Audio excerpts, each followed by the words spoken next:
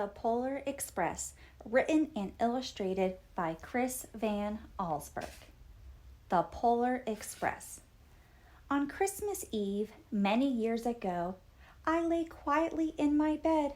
I did not rustle the sheets. I breathed slowly and silently. I was listening for a sound a friend had told me I'd never hear. The ringing bells of Santa's sleigh. There is no Santa, my friend had insisted, but I knew he was wrong. Late that night, I did hear sounds, though not of ringing bells. From outside came the sounds of a hissing steam and squeaking metal. I looked through my window and saw a train standing perfectly still in front of my house. It was wrapped in an apron of steam. Snowflakes fell lightly around it.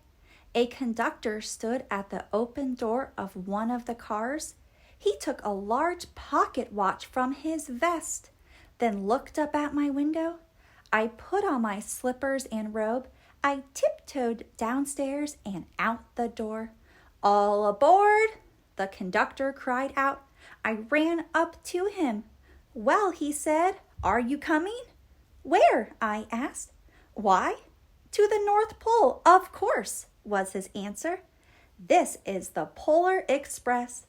I took his outstretched hand and he pulled me aboard. The train was filled with other children, all in their pajamas and nightgowns.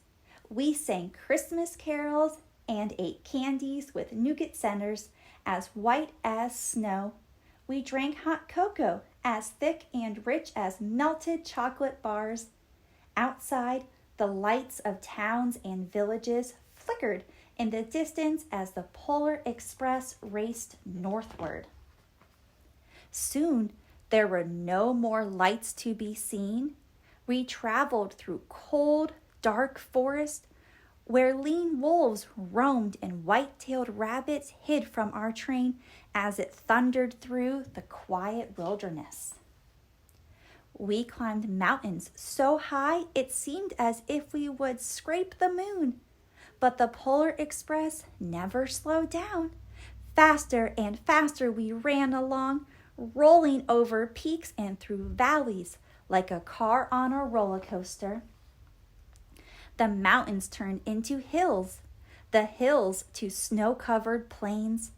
We crossed a barren desert of ice, the great polar ice cap.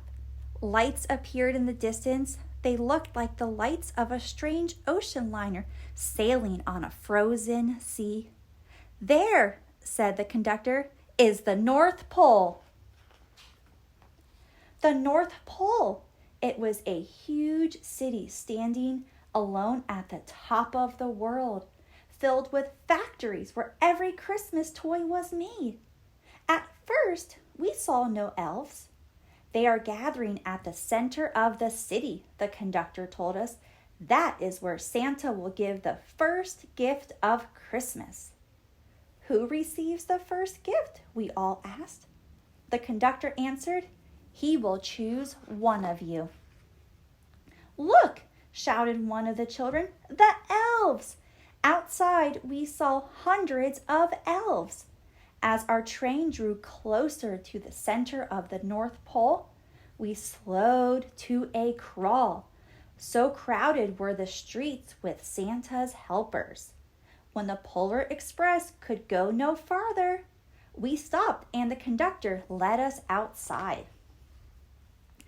We pressed through the crowd to the edge of a large open circle. In front of us stood Santa's sleigh. The reindeer were excited. They pranced and paced, ringing the silver sleigh bells that hung from their harnesses. It was a magical sound, like nothing I've ever heard. Across the circle, the elves moved apart, and Santa Claus appeared. The elves cheered wildly. He marched over to us and, pointing to me, said, "Let's have this fellow here." He jumped into his sleigh. The conductor handed me up. I sat on Santa's knee and he asked, "Now, What would you like for Christmas? I knew that I could have any gift I could imagine, but the thing I wanted most for Christmas was not inside Santa's giant bag.